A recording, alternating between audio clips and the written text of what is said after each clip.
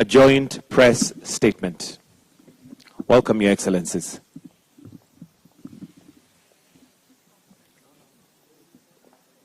Your Excellency, President Klaus Werner Lois,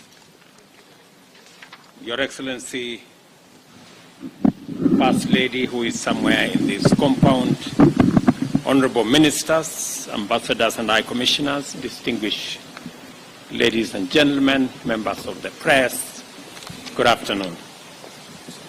Welcome to this press briefing. On behalf of the people and government of Kenya, I am delighted to welcome His Excellency the President of Romania and First Lady and the entire delegation on their maiden visit to Kenya. I appreciate, Mr. President, that in your visit, the first by yourself into our continent, you have chosen Kenya as your first destination, signifying the great relationship between our two countries.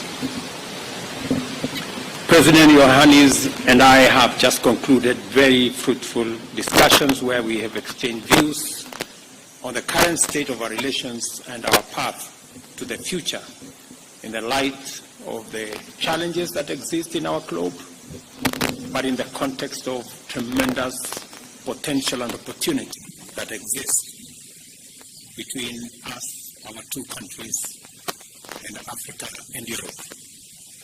We have taken note of the warm and cordial relations that exist between Kenya and Romania, whose inception in 1968 saw initiation of collaboration in diverse fields.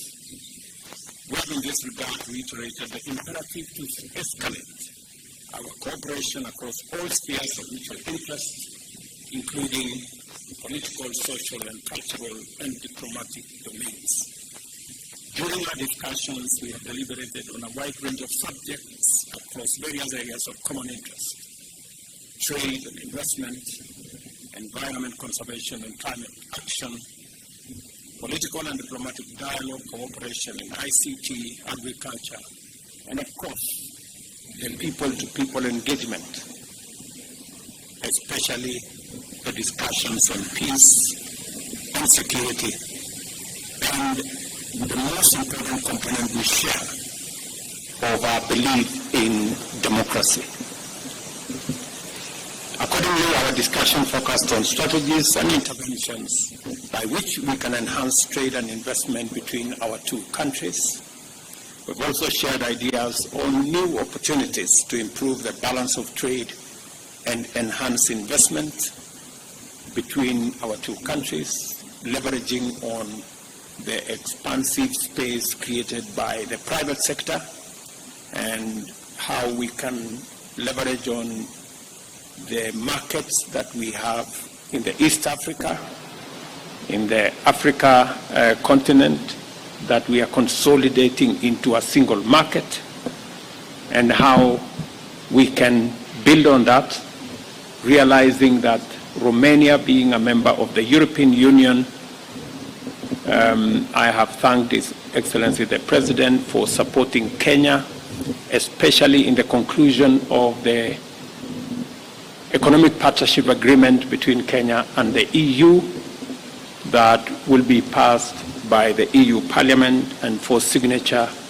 on the 17th of December, where the President of the EU Parliament is coming to Kenya to sign up that agreement that will expand the space for trade, investment, and business between Europe and Kenya, between Romania and Kenya, and between Europe and our East African community area.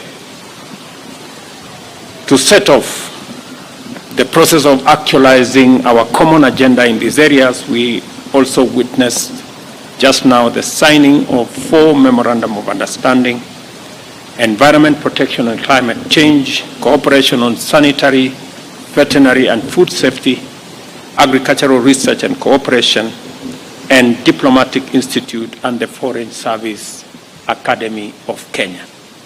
I am confident that the implementation of these MOUs will escalate the relations into an effective partnership in areas of focus and create conditions for Kenya and Romania to expand the scope of collaboration to cover even more sectors in the now and near future.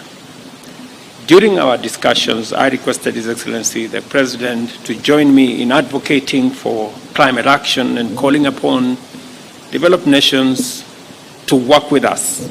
And I have requested him directly to support the Nairobi Leaders' Declaration that positions Africa as a continent with opportunity, as a continent with renewable resources, mineral resources, human capital, and as a critical player in the development of the future of humanity. And our common position on matters climate. We also have had an opportunity to discuss global peace and security and shared concerns on the continued conflicts and instability in our regions and other parts of the world. Consequently, we've agreed to play our rightful roles within the existing instruments in the community of nations to contribute to a more peaceful and secure world.